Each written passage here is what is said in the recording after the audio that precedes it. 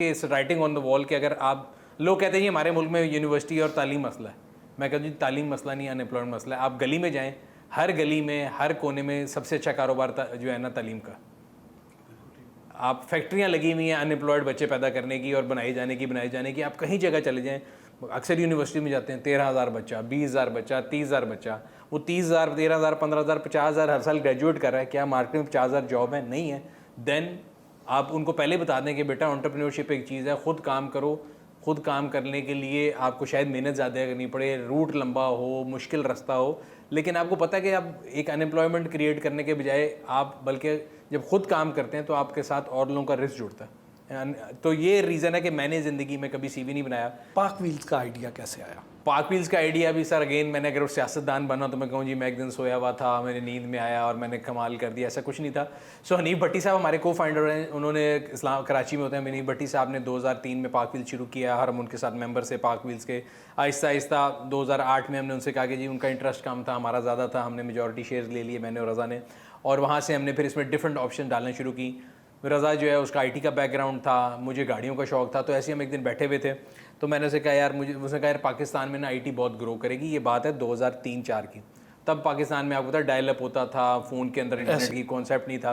तो मैंने कहा यार मुझे तो इंटरनेट कुछ समझ नहीं था, मुझे तो सिर्फ गाड़ियों को समझ आता है और मुझे कोई चीज़ समझ नहीं थी। उसने कहा यार why don't we start something जो कि गाड़ियों और इंटरनेट को मिला दे। So that's how PakWheels started. और इनिशियली हम एक प्लेटफॉर्म थे, पाकिस्तान का पहला सोशल मीडिया प्लेटफॉर्म था, इससे पहले कोई सोशल मीडिया एग्जिस्ट नहीं करता था। तो by virtue of being the first mover advantage हमें मिला। मार्केट में बहुत ज़्यादा गैप था, लोगों को बहुत एक जिसे कहते हैं ना एक खला था जिसको पूरा करना चाहते थे, हर लोग जो है ना गाड़ी के बारे में डिस्कशन भी करना चाहते थे। वो स्टार्ट किया, फिर आहिस्ता आहिस्ता पहली बारी किसी एक मेंबर ने कहा जी मैं अपनी गाड़ी बेचना चाहता हूँ, वो 2-3 घंटे के अंदर बिक गई। तो हमने कहा यार why not try online classified. पहले तो आपके सामने अखबारों में ऐड होते थे, मालिक मुल्क से बाहर जा रहे हैं, आर्मी अफसर के इस्तेमाल, वो 3-4 चीज़ें थी जो कुछ कम्युनिकेट नहीं करती थी। So by virtue of being superior online classified एकदम बहुत ज़्यादा हिट हुए। और आज आप देख लें कि शिफ्ट कैसा है कि आप अखबार खोलें तो 4 ऐड होंगे, पाक व्हील्स पे 80,000 गाड़ी लगी हुई है। तो विद टाइम वो चीज़ें हम उसमें ऐड करते रहे, इंस्पेक्शन सर्विस ऐड की, ई कॉमर्स ऑफ पार्ट, जो लोगों का पेन पॉइंट था वो हमने उसको एड्रेस करने की कोशिश की है। और अल्हम्दुलिल्लाह 21 साल हो गए हैं। लोगों को लगता है कि शायद ओवरनाइट सक्सेस है, तो ओवरनाइट कोई नहीं सर, 21 साल से लगे हैं। इस मकाम तक पहुंचने में कितनी मुश्किलात का सामना करना पड़ा? बट सर मुश्किलात तो बहुत हैं, क्योंकि पाकिस्तान में अगर आप कोई भी काम शुरू करना चाहते हैं तो अल्हम्दुलिल्लाह आपको पता लगेगा कि ऐसे कई इदारे मौजूद हैं जो कि आपको रोकने की कोशिश करेंगे। जब आपको फैसिलिटेट करना चाहिए, दुनिया में उल्टा है। दुनिया में लोग कहते हैं जी स्टार्टअप जो है, अब अगर आज आप कहीं भी जाएँ तो वो कहते हैं जी स्टार्टअप जो है वो दुनिया में तरक्की करेंगे, दुनिया को लेके जाएंगे। हमारे मुल्क में टैक्स हो जाए, कोई भी गवर्नमेंट की पॉलिसी हो जाए, वो सब रिग्रेसिव हैं, वो सब आपको नीचे खींचने के ऊपर लगे हुए हैं। जब आप ऊपर चले जाएंगे तो सारे कहेंगे कि साढ़ा भी हिस्सा सीखा, वो यानी 10 से रोकन सीखा। तो वो जो है इसलिए बड़ा मुश्किल जर्नी है, नॉट ईजी। और इसमें मेरा ख्याल है 2-3 चीज़ें बड़ी इंपॉर्टेंट है। कोई भी अगर एस्पायरिंग एंटरप्रेन्योर है तो there are no free lunches, hard work की कोई रिप्लेसमेंट नहीं है, कंसिस्टेंसी आपको चाहिए। और आपको ये बड़ा क्लियरली मैं बता दूं कि आपको एक सोर्स ऑफ इनकम पे आप रिलाई नहीं करते, आपको मल्टीपल जगह काम करने पड़ते हैं। और उस हार्डवर्क का मतलब ये है, मैं हर एक को एग्जांपल देता हूँ कि मैंने 2012 के बाद कोई संडे भी ऑफ नहीं लिया। सो बीन 12 साल हो चुके हैं, कोई हॉलीडे नहीं है, कोई संडे ऑफ नहीं है। आप 7 दिन हफ्ते में काम करेंगे तब काम चलेगा। गोश्त का कारोबार भी आपने किया? जी सर। और क्या क्या कारोबार करते हैं? काफ़ी काम किए सर। मैंने सबसे पहले मुझे याद है कि क्योंकि पाक व्हील्स जब हो रहा था तो पाक wheels until 2021 was not in green, it was not making any profit. तो आपको घर का किचन भी चलाना है, अपने खर्चे भी चलाने हैं, तो उसके लिए आप मल्टीपल काम करते हैं। फैमिली का बिजनेस है, इलेक्ट्रॉनिक्स का, इंपोर्ट का, वो भी किया। इसके अलावा गिफ्ट आइटम्स के स्टोर खोले, ये गोश्त वाली ट्राई भी मारी बीच में, करके छोड़ दी। और बड़े लेसन सीखे। मैं हमेशा कहता हूँ कि जो कामयाब कारोबार होता है ना वो आपको इतना नहीं सिखाता जितना नाकामी आपको सिखाती है। सोशल मीडिया पर गाड़ियों का रिव्यू करने का ख्याल कैसे आया? आपसे पहले पाकिस्तान में तो कोई नहीं करता था। और वो भी अगेन सर स्टार्टअप जो कल्चर है ना, स्टार्टअप में होता ही है कि आपको सारे काम करने होते हैं। सो हमारे दफ्तर में मैं हमेशा इनको मजाक उड़ाता हूँ कि मेरा ख्याल है सबसे ज़्यादा काम करने वाला मैं आदमी हूँ। अगर गाड़ी रिव्यू करना है तो सुबह उसको धोना भी मैंने खुद है, उसको टाइम पे पहुँचाना भी मैंने खुद है। तो सारी चीज़ें, स्टार्टअप कल्चर ये होता है कि जस्ट रोल योर स्लीव और डू एवरीथिंग। ये नहीं है कि जी मैं कहूँ जी मैंने तो सिर्फ रिव्यू करना है, फाइनेंस वाला काम मेरा नहीं है, ये वाला काम मेरा नहीं है, हम हर काम कर सकते हैं। सो हम लोगों ने 2014 में बड़े सालों बाद टोयोटा की नई शेप आई, तो मेरी वालदा के लिए गाड़ी खरीदी। तो हमने कहा चलो यार ये नई गाड़ी आई है इतने सालों बाद, तो इसका एक रिव्यू बनाते हैं। ऐसी आइडिया आया, रिव्यू हमने बनवाया किसी से, उसका जो बिल आया मेरे पास वो 3.5 लाख रुपए का था।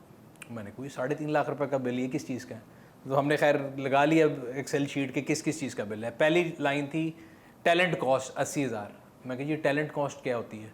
उन्होंने कहा जी जो लड़का है ना ये वीडियो में, ये टैलेंट। मैं कहा इसका टैलेंट गोरा होने के अलावा और अंग्रेज़ी बोलने के अलावा क्या है? उन्होंने कहा सर ये टैलेंट है आप में है। मैं कहा नहीं। कहते तो बस इसलिए देने पड़ेंगे। मैंने कहा भाई वो गाड़ी का रिव्यू बना रहा है, उसमें वो गोरा हो काला हो डजेंट मैटर, वो अंग्रेज़ी बोले इट डजेंट मैटर, उसको गाड़ी के बारे में इन्फॉर्मेशन होनी चाहिए, वो उसको नहीं है, मुझे उससे ज़्यादा है। तो उन्होंने कहा जी आप कर सकते हैं। Why not. तो हमारे चैनल पे आज भी पड़ा है, पहला रिव्यू किसी और ने किया था, तो उसके बाद दूसरा मैं कहा जी अगले में टैलेंट में हूँ, 80,000 रुपये थे माइनस करो अगले रिव्यू। तो अच्छा जी बाकी ये जी कैमरों की रेंट फ्लांट हम कहा। मैंने कहा अगेन हमने कोई मूवी तो बनानी नहीं कि हमें कोई बहुत फैंसी कैमरे चाहिए, आम कैमरे पकड़ो, DSLR कितने का 3-3.5 लाख का। That's how we started, we made a channel. और अल्हम्दुलिल्लाह अब आप देखें 2+ मिलियन हमारे रिव्यू जो हैं फॉलोअर्स हैं। और मेरा ख्याल है साउथ ईस्ट एशिया में गाड़ियों का चैनल हमसे बड़ा कोई नहीं है। जब भी किसी गाड़ी का रिव्यू करने के लिए जाते हैं तो किन किन चीज़ों पर फोकस करते हैं? It's a very high risk product. तो उस पर गाड़ी का रिव्यू करने के लिए मैंने एक बड़ा स्टैंडर्ड बनाया हुआ है। मैं गाड़ी को खुद 3 से 3,500 किलोमीटर चलाता हूँ पहले, उसको कच्चे में, पक्के पे, लॉन्ग पे, शहर में, हर जगह डिफरेंट एटमॉस्फेयर में चला के उसकी फ्यूल एवरेज, उसके अंदर क्या अच्छाई हैं क्या बुराई हैं। सो एक गाड़ी का रिव्यू करने के लिए एवरेज जो मेरा टाइम मुझे लगता है वो 20 से 25 दिन है। बड़ा लंबा प्रोसेस होता है। और जिस गाड़ी का आप रिव्यू करते हैं क्या वो कंपनी को, वो ब्रांड आपको गाड़ी भेजता है या आप खुद किराए पे लेते हैं, किसी दोस्त से मांगते हैं या ख़रीदते हैं, क्या करते हैं? डिपेंड करता है बट साहब, कई चीज़ें ऐसी हैं कि जो आप खुद खरीद के कर लेते हैं। कई कंपनियां जिनके पास अवेलेबल होता है वो कहते हैं हाँ जी ठीक है हमारी प्रोडक्ट है आप करें रिव्यू। बट एक चीज़ बड़ा क्लियर होती है, हम उनको बड़ा क्लियर पहले दिन से बताते हैं कि आपने अगर गाड़ी भी दे भी रहे हैं तो आपने हमारा रिव्यू ख़रीदा नहीं है, आपने हमारा ओपिनियन नहीं ख़रीदा। सो बस बच्चा आपका है, उसकी अच्छाइयाँ बुराइयाँ हमने बतानी है, समझ आती है ठीक है, नहीं तो हम खुद ख़रीद लेंगे। सो कोई किसी दोस्त से ले लेते हैं, कोई ख़रीद लेते हैं, कोई कंपनी भेज देती है, मिक्स ऑफ ऑल चलता है। बट एक चीज़ हमने अल्लाह का शुक्र है 21 साल में स्टैंडर्ड सेट किया। आप मार्केट में किसी से पूछ सकते हैं कि वी टेक नो डिक्टेशंस, जो हमें इंडिपेंडेंट व्यू लगता है गाड़ी के बारे में वो हम क्लियर बता देते हैं। बाज़ लोगों के ख्याल में कि आप हैवल को बहुत ज़्यादा हाई रेट करते हैं कि उनके साथ आपकी कोई एसोसिएशन है, उनके साथ कोई दोस्ती है या उन्होंने को आपको स्पॉन्सर किया हुआ है। अच्छा, मज़े की बात यह है कि लोगों को ये भी लगता है और लोगों को ये लगता है कि हम होंडा को बहुत ज़्यादा बैश करते हैं। तो होंडा भी मेरा कस्टमर है, 13 के 13 कंपनी जितने हम सबके साथ काम करते हैं। मेरा उन सबसे बड़ा लव और हेट रिलेशन है। उनको अगर मतलब एक खून माफ़ हो तो शायद वो मेरा हो, तो मैं डिक्टेशन उनमें से किसी से भी नहीं लेता। सो जब किसी की गाड़ी की अच्छाई करो वो खुश हो जाता है, जब बुराई करो तो वो कहते हैं जी दूसरे ने कहा है तो कर रहे हैं। सो इसलिए मतलब मैं उस बारे में इतना कोई ख़ास वो नहीं करता।